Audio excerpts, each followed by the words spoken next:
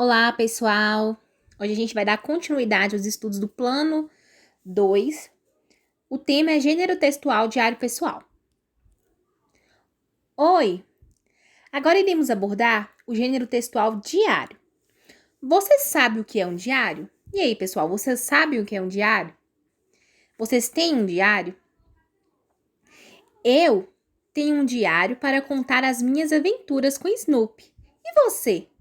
Tem o costume de escrever as histórias do seu dia? Vocês têm, pessoal? Vocês escrevem em um diário o que acontece no dia a dia de vocês?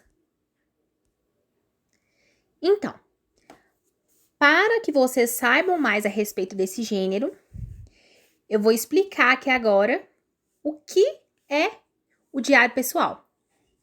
O diário é um tipo de texto pessoal em que uma pessoa relata experiências, ideias, opiniões, desejos, sentimentos, acontecimentos e fatos do cotidiano. Então, no diário, as pessoas descrevem o que acontece no dia a dia, quais as sensações. Basicamente, ela vai relatar tudo o que ela sentiu, o que ela viveu no dia. Ainda que com a expansão da internet, o diário manuscrito tem sido pouco explorado. Muitas pessoas preferem produzir seus textos com papel e caneta. Então, pessoal, apesar de a internet disponibilizar para a gente diários online e tudo mais, ainda existem pessoas que gostam de escrever os textos no diário com papel e caneta. Na comunicação virtual, os blogs se assemelham aos diários, uma vez que muitos possuem as mesmas características e, por isso, não comumente chamados de diários virtuais. Vocês já tiveram acesso a algum blog? Além dos diários pessoais, podemos incluir na mesma categoria os diários de viagem, que relatam experiências sobre determinado passeio. Já os chamados diários de ficção são textos literários criados segundo o modelo confessional. Então, pessoal, no diário de viagem a pessoa vai descrevendo o que é que está acontecendo no passeio que ela está fazendo. E os diários de ficção são textos literários em que o personagem ele vai confessar algo. Observe que os diários podem ser importantes documentos históricos de testemunho que revelam uma época. Por exemplo, o famoso diário de Anne Frank, em que a autora, adolescente e judia, aborda sobre os dias em que passou escondida na Holanda durante o período do Holocausto. Então, pessoal,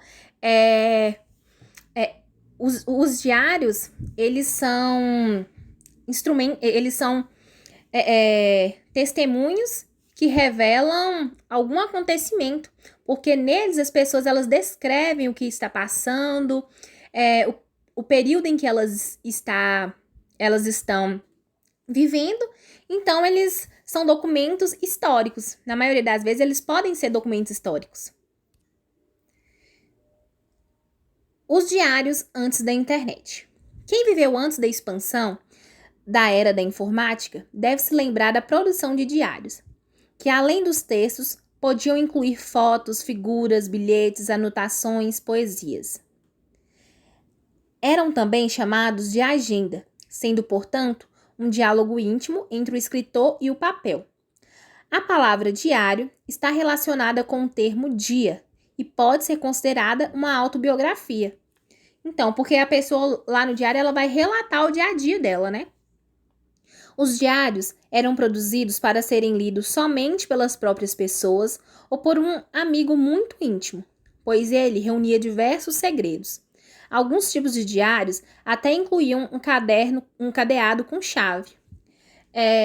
Eu não sei se vocês já viram um diário, mas eu já tive diários em que eles tinham cadeados, porque a gente vai confessar, né, acontecimentos do nosso dia a dia e muitas coisas são particulares e que a gente não quer que outras pessoas saibam.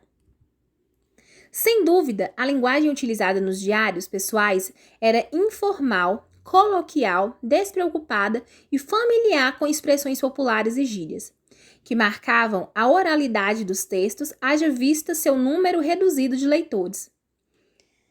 Quanto a isso, os blogs que atualmente correspondem a uma evolução dos diários podem ser produzidos com uma linguagem mais despreocupada. No entanto, dependendo do número de leitores e o público-alvo, as pessoas utilizam uma linguagem mais formal. Então, pessoal, os diários pessoais, eles eram informais, mas, né, com a evolução e os blogs de hoje em dia, dependendo do público leitor deles, a linguagem ela se torna um pouco mais formal. Então, características do diário pessoal. Então, como já disse, no diário pessoal, a gente encontra relatos pessoais, porque a pessoa vai relatar os acontecimentos do dia a dia dela, histórias verídicas, porque ali está falando o que está realmente acontecendo no dia a dia, né? Registro de acontecimentos, escritos em primeira pessoa, aí com o uso do eu ou nós, registros em ordem cronológica, de acordo com a ordem temporal dos acontecimentos, porque vai acontecendo e a pessoa vai escrevendo, de acordo com o dia a dia dela.